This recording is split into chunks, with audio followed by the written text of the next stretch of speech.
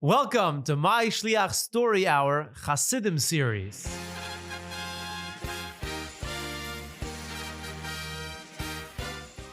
So here's a story about Reb Shmuel Munkes in connection to Yutes Kislev. But it's not Kislev yet. True, but this story takes place in Chodesh Tishrei, shortly after Sukkot. Or actually, it really begins on Sukkot. You see, the first time the government decided to arrest the Alter Rebbe in the whole story of Yutes Kislev was in Chalamoid Sukkot, Tov Kuf Nun Tes, in the year 1798. The Alter Rebbe, like we all know, heard that the soldiers were coming to arrest him, so the Alter Rebbe walked out the back door of his house and went to go hide in the fields. After the soldiers came, they saw the Alter Rebbe wasn't there, they left. The Alter Rebbe went to the field to think about what he should do, because the truth is, we know that nothing happens to a Rebbe without his permission.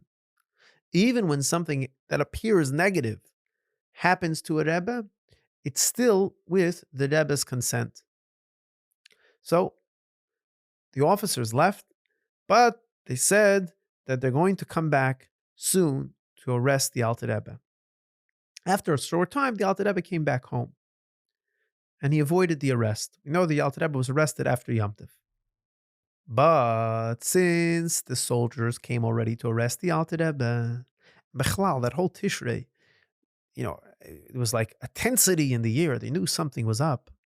So the Yom Tov spirit was already like dampened. It wasn't so exciting and so lebedik and so freilach like every other Sukkot had been. And for some time, even the happy Chassidim like Reb Shmuel Munkes were very serious and deep in thought.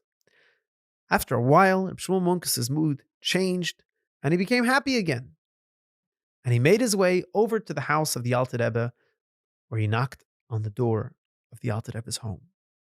The Alter Rebbe opened the door and allowed Reb Shmuel Munkes in. Seeing Reb Shmuel Munkes in such a happy mood, the Alter Rebbe asked Reb Shmuel, "Are you aware of the seriousness of the situation? Do you know what's going on?" And the Alter Rebbe asked Reb Shmuel Munkes, "Do you know that they're coming to arrest me? What's your opinion? Do you think I should allow myself to be arrested or not?" Now, Kinderlach, a lot of us may know the answer that Reb Shmuel Munkes gave the Alter Rebbe. But many of us are not familiar with the story that Reb Shmuel Munkes told the Alter Rebbe before giving that answer. And here is that story. So the Alter Rebbe asks Reb Shmuel Munkes, "Reb Shmuel, should I allow myself to be arrested or not?" And Reb Shmuel answers as follows: "Rebbe, I want to tell you a story. The great Rebbe, the Tzaddik, Rebbe Menachem Mendel Haradoker, used to have a wagon driver that he would hire to take him to the Magid. And every so often, I believe it was especially Pesach, there was a deal that Rebbe Mendel Haradoker would travel to the Magid. This wagon driver would leave his family, and although he never got to spend Yom Tov with his family, we'd always travel with the great Tzaddik, Rebbe Mendel Haradoker, to the Magid. And the wagon driver was a simple person, but he knew that Rebbe Mendel Haradoker was a big tzaddik, and he had the schus to help him out. Now, one year, business was very, very bad for this wagon driver. Either it was a very, very cold winter, so people weren't taking a lot of trips, and when people aren't taking a lot of trips, his wagon with his 2 horses sits at home, and they get older, and he doesn't have money to feed the horses, so they get weaker, and his family is hungry, and his kindlach are complaining, "Daddy, we're hungry. Please give us something to eat." And he doesn't know what to do. "I'm sorry, kindlach. Please, let me see if I have some pennies here in the jar. Yes, I have maybe 1.5 rubles. Let me see if I go to marketplace and buy a level bread and some kartoshke for you. I'm sorry, they had nothing for me for 1.5 ruble. I have only potato peel."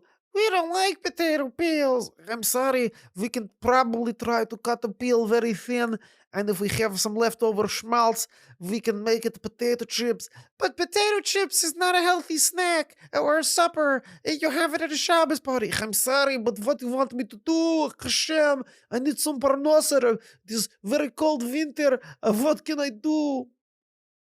And so he had no choice. And as Pesach was approaching, he decided he's going to take his horse, this wagon driver, one of his horses, and he's going to sell it.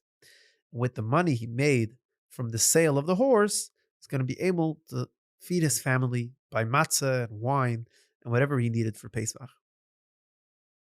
However, shortly before Pesach, the tzaddik, the Mendel Haradoker, informs the wagon driver, Rabbi, Rabbi, we have to get ready to travel to Mezrich to spend Pesach by the Rebbe.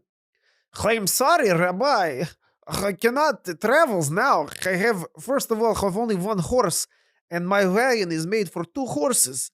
And if I travel with 1 horse and not 2 horses, it's not very stable. And besides, I cannot leave my family for Pesach. They have no money, and I cannot leave them now. So, I'm sorry, Rabbi, we cannot go. The Mendel says, what do you mean?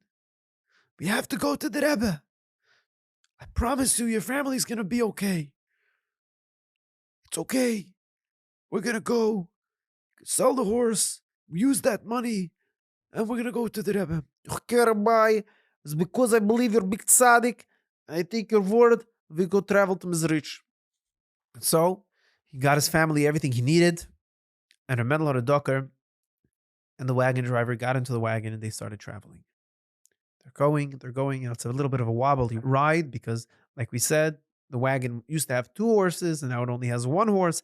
And this horse itself is not as big and strong as a ferd like it used to be before because it didn't have the hubber, it didn't have the hay. But they're going. And after a while, Mendel Haradoker tells the wagon driver to whip the horses and go faster. Rabbi, is this not the speed limit? We cannot be going this fast. We're going to get a speeding ticket. Listen to what I'm telling you. Go faster. Okay? And he goes faster. Now remember, this is the story that Reb Shmuel Munkes is telling the Alter Rebbe when the Alter Rebbe asked him if he should agree to get arrested. And the wagon driver hits the horses and it goes faster. And the Mendel Haradoker says, go faster. And he hits the horses and it goes faster. Now you have to understand, Kindalach, this Balagola was a very simple, pashut, tmimistike, ernste person. He was very simple. He wasn't so deep and intellectual. He had pashut, simple emunah and a tzaddik. And that's why he listened to what the tzaddik did, what the tzaddik told him to do. But however important emunah and bitachon in a tzaddik is, Chabad also demands chokhmah, bina, and das. We should also understand. Now, how does a person understand? How does a person know stuff? The best way to know stuff is by learning. And one of the best ways to learn is by reading. Reading Sfarim, reading Chassidishe Maises, reading Chassidishe books. But you may say to yourself, okay, I have a few books in my house. What if I want to have more books? I don't have a Yiddish bookstore in my town. Which is why, Tayir Shluchim, you got to listen to this. MyShliach has an awesome book library. Check this out. You can order between 6 to 10 books. You can order 6 books, 7 books, 8 books, 9 books, 10 books, however fast you read. You order them online on the MyShliach library. It's free shipping and free returns. It comes with a return label in the box. And when you finish reading, you ship the books back and you order new books. They could be books about Chassidim. They could be books about the Rabbeim. They could be books on the Parsha, books on Chassidishe. You can order a comic book about the Frierdiker Rebbe, or you can order Samach Vav and learn Chassidishe from the Rebbe Rashab. I mean, like any type of book. So come take a look. Go online, get a book. These books and Sfarim are ready to go because the more you read, the more you know. Here's the way it works in 3 simple words. You can order, you read, you return, and you repeat. Nachsil in Yanenu, this Balagala was a simple guy, and he listened to what the Rebbe was telling him, what the Mendel Haradoker was telling him. And he whipped the horses, and they were going fast, and they were going way past the speed limit, and they turned the bend, and all of a sudden there's a steep hill, and these horses were not designed to go fast down a hill. and they're galloping, and she's trying to schlep the reins that they should slow down. And the horses are going, please, stop it, it's going to crash. I cannot control this horse. Remember, it's one horse for a wagon that's designed for two horses, and it's wobbling and shaking, and he's trying to grab it, make a short stop, and all of a sudden, crash. And the horses crash right into the side of the house of a Poritz, big, huge mansion. I think we're in a little bit of trouble here. And Reb Achiezer is very vacant. He's very deep in thought. Probably didn't even notice the crash. And the wagon driver jumps out of the wagon. He's trying to figure out how to untangle the horse's reins from the gate of the estate from this Poritz. And the Poritz hears the crash. He comes out. What is going on? Who dare crash into my here gate in my fancy estate? Oh no! It looks like some Jewish wagon driver and some rabbi. I'll know what I'll do to them. Let me grab my here rifle and step on out and practice my aim. He steps out into his yard, a couple of feet from the Balagala, and Reb Achiezer Reb Shmuel Munkes says this story to the Alter Rebbe. And the Poritz lifts his rifle and starts aiming it at the wagon driver. This is what you get for crashing into my gate. And the wagon driver says, No. Listen to me, Mr. Poritz. It's not me. This rabbi, you have to, if you want to be shooting, you have to be shooting him because he's the one that told me to be crashing. I mean, not to be crashing, but to be driving very fast. And it's his fault that I couldn't control the wagon and the horses, and therefore I came crashing down the wagon into your gate. And so really, he's the one that's being responsible for this damage. You have to first taking care of him. Here, you have to work out negotiation and figure out what you want to be doing here. Is that the case, huh? Okay. So the Poritz takes his rifle and points it to Reb Achiezer, who's now stepping out of the wagon. And he chambers a bullet, puts a bullet in the chamber and pulls back the thing to make it fire. He's about to hit the trigger. Oh no, my hand. It's stuck. My finger won't move. Let me try to, oh no, I can't use my other hand to try to shoot. My hands are stuck. My feet. I cannot move. I'm frozen. I'm paralyzed. I'm rooted to the spot. Oh no. The rabbi must have had some powers here. I cannot move. And the family members of the Poritz come out into the yard and they see that the Poritz is standing there with his gun pointed at the tzaddik. And he's paralyzed. He can't move. He can't move his hand. He can't move his feet. He can't move his body. He can't do anything. He's stuck. And they realized that Reb Achiezer is no simple man. But they don't know what to do. So they start begging the tzaddik, please, Rabbi, please, you gotta let the man go. Please, you can't do this to man. He can't stay outside here forever. He cannot move. So the tzaddik says, if he promises that he's not gonna hurt any Yid, then Hashem's going to have Rachmanis, and it'll be okay. Do you agree? Do you promise not to hurt any Yid? Oh, yeah, Rabbi, I promise, Rabbi. And he shakes his head. And just like that, the man is able to move, goes quickly running inside the house with his family members.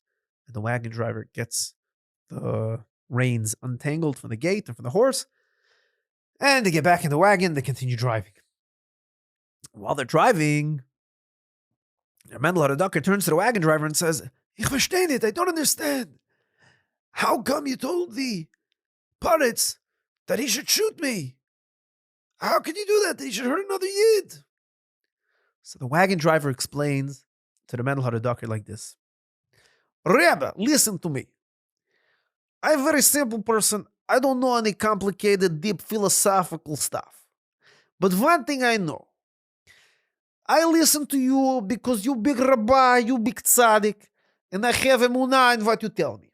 And therefore, if you tell me that I have to sell my horse and I have to leave my family for Pesach and I have to drive like a very fast, crazy person with one horse down hill in a very speeding, dangerous way that can cause big calamity. I do it because you're big rabbi and I listen. However, when this parrot wants to do big damage, I make very simple cheshbon.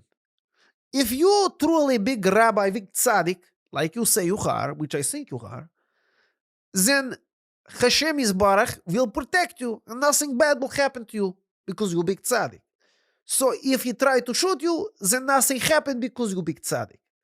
But if chas v'shalom you not big tzaddik, you just make believe faker person, and you make me do all these crazy things like driving very dangerous and leave my family for Yom Tif just because you make yourself feel good. You're really not tzaddik. You just make believe tzaddik. Then you know what? Maybe you are deserving some punishment for what you're making me do. It's a very simple cheshbon. If you're tzaddik, then nothing happen. If you're not tzaddik, then why you bother me like this? Maybe you get punished. So Reb Shmuel Munkes tells the story to the Alter Rebbe and says, Rebbe, very simple. Abe du bist a Rebbe. If you're a Rebbe, then you know what? Let yourself get arrested. Nothing bad is going to happen to you. You're a Rebbe. Nothing's going to happen to you. But if chas v'shalom, you're not a Rebbe, then what gives you the right to take away the geschmack and elam hazeh of a good piece of cake and a good barbecue and all the geschmack at taivas and elam hazeh, just eating and indulging in taivas just because it tastes good? What give you the right to take that away from so many thousands of yidden? If you're not a Rebbe and you just took away the geschmack and elam hazeh, then you know what? Maybe you deserve to go to jail. Now, obviously, Shmuel Munkes didn't say this in a chutzpahdik way, right? Shmuel Munkes was saying that obviously you're a Rebbe and there's nothing to be afraid of. If you were chas v'shalom not a Rebbe, then maybe then you would have what to be afraid of. But let's finish off the short farbrengen with this story of Reb Shmuel Munkes. And we know the Alter Rebbe ended up getting arrested. The Alter Rebbe stayed in jail. And we know the stories of the Alter Rebbe in jail, that the Baal Shem Tov and the Mizit Shemagi came to visit him. And we know the story of Yudas Kislev, all came about afterwards. But let's think about this for a moment. Let's imagine that chas v'shalom, the Alter Rebbe wasn't a Rebbe, right? Chas v'shalom. Let's imagine for a second, okay? And the Alter Rebbe was saying that maybe we should have a skafia and ishapche, right? Was me tarnit, tarmen sicher nit, was me meg darf me nit. Just because you're allowed to do something doesn't mean you have to indulge your yetzer hara for every little taiva, right? Is it so bad? Is it so bad? you go to a guy who's not a Rebbe, he's a big Talmud Chacham and everything, right? And he tells you, you know what, you really shouldn't have so much candy just because candy tastes good. You should not indulge a little bit. You should cut back. You know, you should limit yourself. Is that such a bad thing? It's not a bad thing. Adrabah, it's a good thing. So what was so bad that the Alter Rebbe told people they shouldn't be so involved in Elam Hazeh? But what's the big deal? Why was Reb Shmuel Munkes saying that you took away the geschmack and Elam Hazeh for so many people, you deserve to be arrested? Was that a bad thing? It wasn't a bad thing. So Kinderlach, this is a little bit of a deep word, but you're mature enough and you have the big responsibility of shlichus. I'm sure you can understand this. So Hedris, I heard this from my Rosh Yeshiva, Rav Akiva Gershon Wagner, Allah Shalom. He used to say like this.